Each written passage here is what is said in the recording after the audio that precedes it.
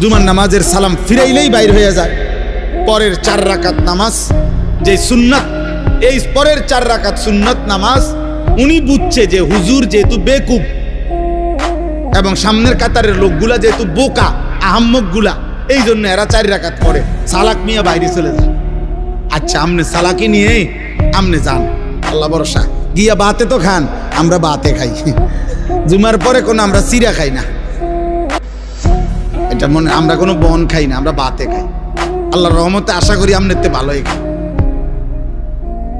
হ্যাঁ না, ওনারে শয়তানে কামড়ায়, ইবলিসে ওনারে কামড়ায়,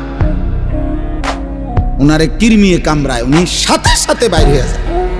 বোকা মানুষ বেটা, কি বুঝাইতে চাইছেন? ইমাম সাহেব বেওকুফ।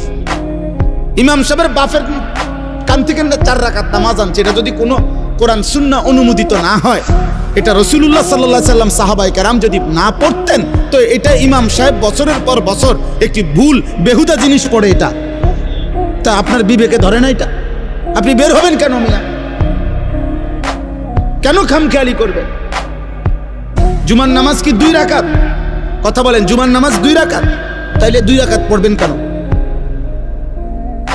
আল্লাহ আমাদেরকে বুঝ দান করে।